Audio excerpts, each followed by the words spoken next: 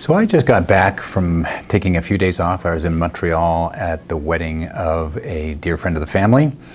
And as Tamara and I drove back into Pittsburgh from where we were, I just noticed that all the trees were just full of leaves and everything was green and beautiful, and everything was thicker, and it was also really warm.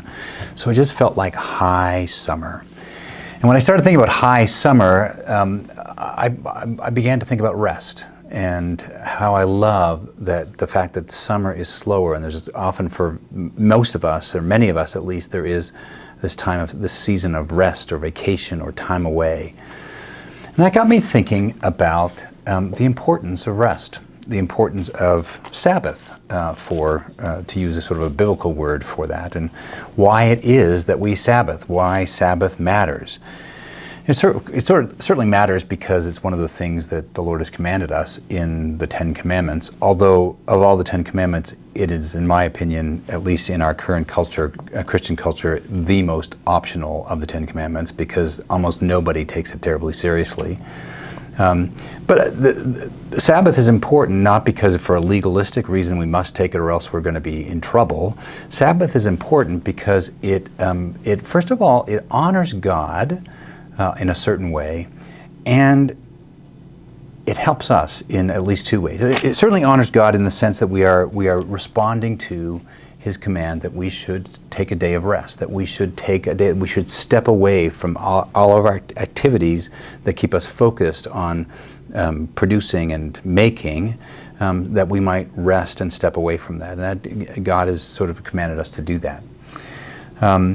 We don't Sabbath because God needs us to Sabbath.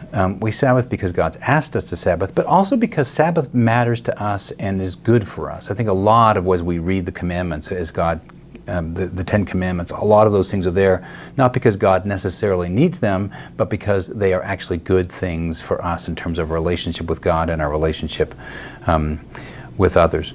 So when we Sabbath, when we stop, we're doing a couple of things. We are, of course, stopping and resting. We are, in taking a Sabbath, acknowledging one of the fundamental truths of what it means to be human is that we have limits. We are not infinite. We can't do everything. We can't keep going without stopping. It is not good for us. We're not designed to be that way. So to stop on a Sabbath, to take time away and to rest, is to remind ourselves that we are human, to embrace our humanity and our limits, our physical and our actual material limits in our lives. But the other thing about stopping, and particularly stopping work, is that it forces us, if we look at it the right way, it forces us to depend on God afresh. I should get these things done, or I can't take this time off because I won't, I can't take the hours away, or whatever it is, because I need the money. There's a sense in which taking a time of Sabbath, taking time, stepping away from work is saying, no, God will provide. I do not have to anxiously provide for myself, anxiously make sure I keep active so I'm making money. I have this friend that I knew many, many years ago who had his line in life was, to work, poverty is coming. And that's sort of the anti-Sabbath sentiment. At the heart of the Sabbath is a sense that I can trust God to provide for me.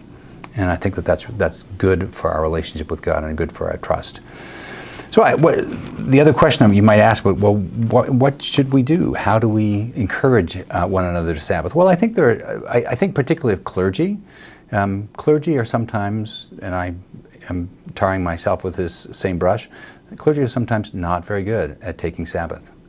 They are always working. And I think a great thing to encourage your pastors to do is to make sure that they are taking a day of Sabbath. That does mean that we as congregants, or you as congregants, there's a day that you don't have the same kind of access to them as it should be. And I think that's something to encourage our clergy to be doing. But I think also clergy should be encouraging people in our culture, our congregations, to understand and take Sabbath seriously. Not again in a legalistic sort of sense, but in the sense of this is an opportunity, this is a discipline, this is a habit that creates space for God in our lives. It's a rest that creates space for God in our lives, and it's very important. So as we walk into summer, the season of sort of quiet and rest, we walk into a sense of a season of Sabbath. There should be a weekly Sabbath, certainly, but there's a season of Sabbath in the summer, opportunities for us, again, to step back, to trust in God and His goodness and His provision for us. So I hope you all have a fantastic summer and good Sabbath.